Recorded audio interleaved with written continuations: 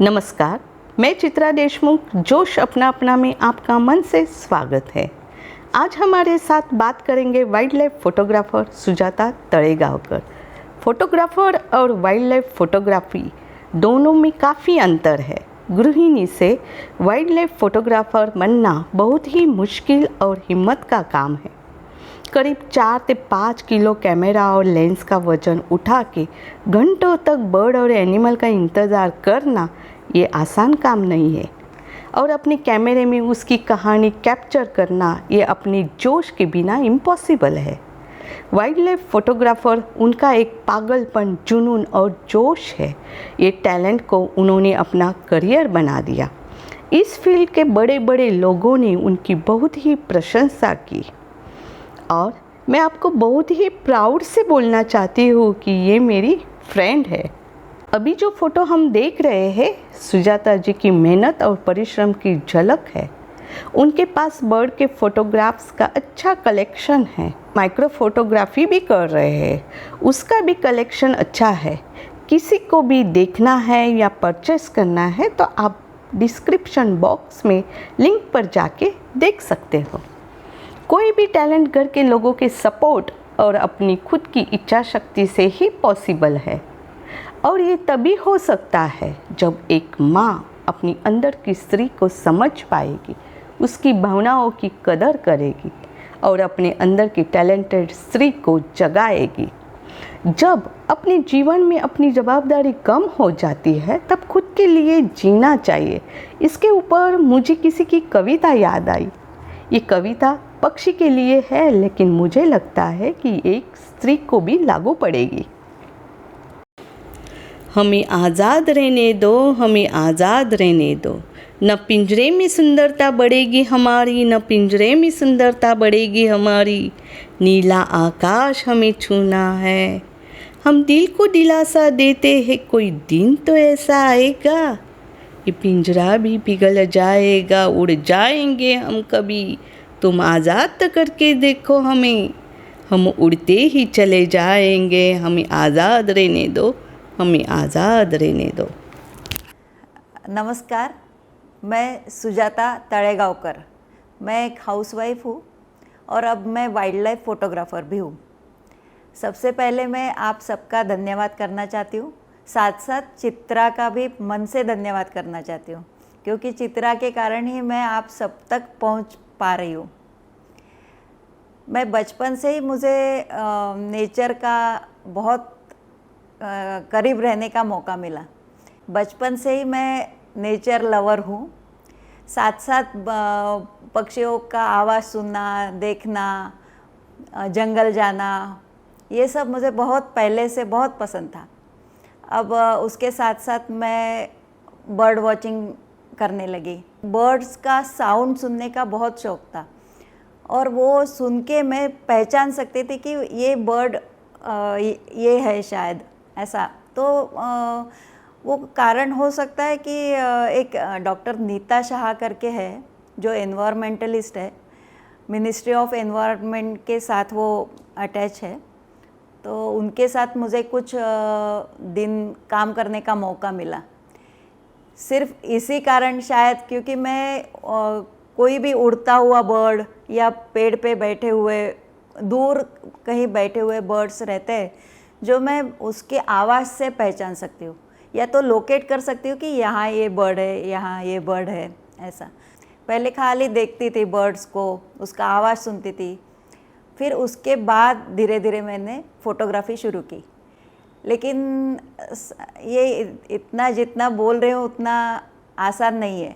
घर संभाल के सब अपना सब संभाल के इतने साल, और फिर ये सब करने के लिए बाहर जाना पड़ता है एक तो ये सब बहुत कठिन होता है।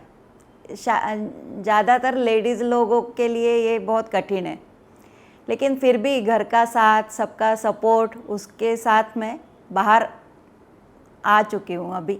और मैं अभी एक वाइल्ड लाइफ फ़ोटोग्राफ़र करके पहचान मेरी हो गई है। मेरी फैमिली पूरी नेचर लवर है। मेरा लड़का टाइगर प्रोजेक्ट में है। वो एक 5-6 साल तो टाइगर प्रोजेक्ट में था, फिर उसके बाद वो कैमरा ट्रैपिंग, यानी जो फॉरेस्ट बिट गार्ड्स होते हैं उसको वो कैमरा ट्रैप करने के लिए वो उनको ट्रेनिंग देता था। अब वो FES में है, लेकिन सभी हमारे घर में नेचर लवर ही है सब लोग। उसके कारण ये सब मुझे इजी हो जाता है ये सब करना।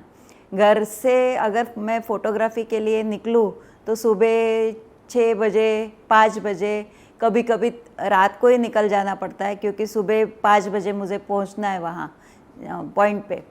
तो वो अगर मैं वहाँ नहीं पहुँचूँ, थोड़ा भी सनलाइट ज़्यादा हो गया तो हमारा फ़ोटोग्राफी का या बर्ड वॉचिंग का जो रहता है मकसद वो नहीं होता। इसलिए वो भी सब संभाल के करना। फिर यहाँ जाना आना, यानी यहाँ अपना ऐसा बहुत मुश्किल है कि पूरे इंडिया में अगर हम लोग जाते हैं तो उसके लिए बहुत पैसे भी बहुत लगते हैं। ऐसा नहीं है कि खाली शौक़ है ये, लेकिन बहुत महंगा शौक़ है, लेकिन जो मन को बहुत सुकून देता है, बहुत आनंद देता है, ऐसा ये शौक़ है। ये बर्ड वॉचिंग और फोटोग्राफी के कारण शायद इंडिया में सब लोग पहचानने लगे, क्योंकि ये बर्ड वॉचिंग और बर्ड फोटोग्राफी के ग्रुप्स रहते जैसे, तो वो अपने आप से जुड़े हुए रहते सब लोग। तो अभी मैं रिसेंटली रत्नागिरी गई थी, वहाँ भी सब लोग मुझे मिले। मैं वहाँ उनके साथ बर्ड वॉचिंग के लिए गई। जो रेयर बर्ड्स रहते हैं, शायद हम लोग उसको देखने के लिए, उनके ऑब्जर्वेशन के लिए जैसे जाते हैं, तो जैसे हम लोग पक्का कर लेते कि नहीं, हमको आज दिखना चाहिए। कभी कभी ऐसा होता है कि पूरा दिन बैठो तो भी नहीं दिखता, कभी कभी तुरंत ही दिख जाता है। लेकिन ऐसे मौके आए, हम लोग हमारी लिस्ट तो बहुत बड़ी थी। जैसे गए हम लोग, कच्छ गए, यानी उत्तराखंड गए, तो हमारी एक लिस्ट बनती है कि इतने बर्ड्स हमको देखने हैं, इतने पक्षी का निरीक्षण करना है। लेकिन क्या होता है, अभी एक बर्ड सामने बैठा है और वो देखते देखते पूरा दिन हम वहाँ उसको देखते ही बैठते हैं, इतने हम पागल हैं। यानी वो बर्ड्स देखने के लिए, बर्ड वॉचिंग के लिए, उनका ऑब्जर्वेशन, बिहेवियर, ये सब हमको यानी उसका स्टडी करना बहुत पसंद है।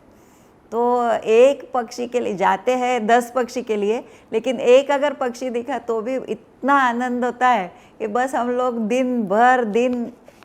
पूरा एक दिन उसके साथ पूरा निकल जाता है हमारा। 2017 में कान्हा में जब बर्ड सर्वे हुआ था, वो फर्स्ट बर्ड सर्वे था, उसमें मेरा सिलेक्शन हुआ था। ऑल ओवर इंडिया में शायद 75 ऐसे कुछ लोग सिलेक्ट हुए थे, उसमें मेरा नाम था, तो मैं गई थी। तो वो जब टीम बनी ना, तो वो टीम में सब जेंट्स थे और मैं एक लेडीज़ थी। तो उनको लग रहा था कि मैं कर सकूँगी कि नहीं, यानी उनको डाउट हो गया कि अरे इनके कारण अब अपना टारगेट कंप्लीट नहीं होगा। जो बर्ड सर्वे का काम एक टीम का था वो पूरा नहीं हो सकता। तो मुझे भी थोड़ा टेंशन आया, लेकिन बाद में मेरे कारण उनको जो मदद हो गई, तो उन्होंने लास्ट में मुझे हैट्स ऑफ किया कि मैडम आपके कारण हमारा ये सर्वे बढ़िया हो गया करके ऐसे। तो वहाँ भी बहुत जैसे एक बार जंगल में हम लोग पैदल ही बर्ड सर्वे था, तो हम लोग जा रहे थे, बायसन का आवाज़ आया, मुझे चार्ज हुआ था। तब मैंने बताया था कि ये चार्ज हुआ है, शायद कुछ आवाज़ तो आ रहा है मुझे। तो फिर सब एकदम अलर्ट हो गए, फटाफट जीप में चले गए थे। वो एक मेरा एक्सपीरियंस था, और वो बहुत ख़तरनाक एक्सपीरियंस। ये जो हम लोग जाते हैं इधर उधर बर्ड वॉचिंग के लिए, इतने ख़तरनाक एक्सपीरियंस रहते हैं हमारे। कभी रात को कभी सांप आ जाते, कभी सांप, यानी रात को तो वैसे हमारा अलाउड नहीं है अपने, यानी या तो फोटोग्राफी भी नहीं, और ये अपना बर्ड वॉचिंग तो हो ही नहीं सकता। लेकिन कभी कभी एक जगह से दूसरी जगह जाने में जो ये लगता है, टाइम लगता है, जब रात का समय हो तब हमारी वो डिफ़िकल्टी, कभी लाइट नहीं होती, जंगल में रात जाते तो लाइट नहीं है, कभी कीड़े, कभी सांप, ये सब का सामना मैं कर चुकी हूँ। फोटोग्राफी के लिए और बर्ड देखने के लिए, अलग अलग टाइप्स के बर्ड्स देखने के लिए मुझे मुश्किल से मुश्किल जगह जाना मेरा एक चैलेंज है। मैं वो चैलेंज स्वीकारना चाहती हूँ। मेरी उम्र है जो 57, लेकिन ऐसा लगता है अभी और 10 साल तो मैं कर सकती हूँ ये सब कुछ।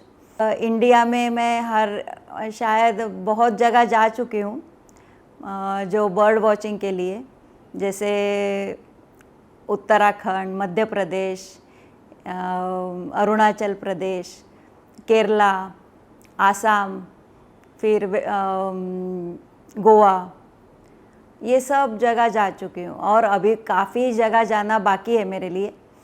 मेरे 750 to 800 स्पीशीज़ हो चुके हैं अभी तक, बर्ड स्पीशीज़, और अपने इंडिया में 1371 काउंट है अभी। यानी इतने टाइप्स ऑफ बर्ड्स है जो मेरा एक ड्रीम है कि वो मेरा पूरा हो। तो शायद मैं ये 10 साल में मैं ये कर सकूं। ये मैं खुद को मैं देखती हूँ तो मुझे ऐसा लगता है कि ऐसे मैं जैसे एनवायरनमेंट को चाहती हूँ, नेचर को चाहती हूँ, वैसे मैं अगर 10 लेडीज़ या 10 लोगों को मैं अगर मेरे जैसा बना सकूँ तो मेरे लिए एक ये ड्रीम है। 1 साल पहले मेरा बड़ा एक्सीडेंट हुआ था, उसके बावजूद मेरा हाथ बिल्कुल ही एक साल तक काम नहीं कर रहा था, लेकिन फिर भी मैंने कैमरा डॉक्टर को बोल के कि नहीं, मुझे कैमरा हाथ में पकड़ना है। मेरा कैमरा लेंस, उसका वज़न शायद 4 से 5 kg है, तो वो मेरे लिए एक चैलेंज ही था, लेकिन मैंने वो पूरा किया। तो इन्हें कर सकते हैं, जो अगर मन में ठान लिया कि ये एक कुछ करना है अपने को, तो वो कर सकते। मेरे घर के लोग, मेरा लड़का, मेरे हस्बैंड, सब लोग बहुत मुझे मदद करते हैं, सपोर्ट करते हैं। मेरा जो कैमरा है और लेंस है, जो एक्सीडेंट में मेरे साथ गिर के वो ख़राब हुआ था, इतना महंगा सब रहता है, फिर भी मेरे हस्बैंड ने मुझे सपोर्ट किया, फिर वापस मुझे वो सब सेटअप करके दिया। इसलिए मैं उनका भी धन्यवाद करती हूँ, और शायद इसलिए मैं फिर वापस ये फील्ड में आ सकी हूँ। मुझे यानी मेरे मन की बात जैसे बोलनी थी कि कोई भी आपकी हॉबी हो तो वो कभी भी मन में मत रखो, खुले दिल से वो बाहर निकालो, सबके साथ बांटो और बाहर आओ। बहुत लोग हैं कि जिनको कुछ जो अपने पास जो टैलेंट रहता है वो दूसरे को दिखाओ। वो दिखाने से क्या होगा, आपका भी कुछ अच्छा होता है और दूसरे भी उसमें से सीखते हैं। जैसे अभी ये इतनी उम्र के ये पूरा 40 साल 45 साल तक हमने अपना घर संभाला, उसके बाद हम निकले। अभी ऐसा लगता है अरे शायद 10 साल पहले हमको ये कुछ मौका मिलता इसमें आने का, तो ये 10 साल आगे जो जर्नी है वो पहले ही अभी तक ख़त्म हो जाती।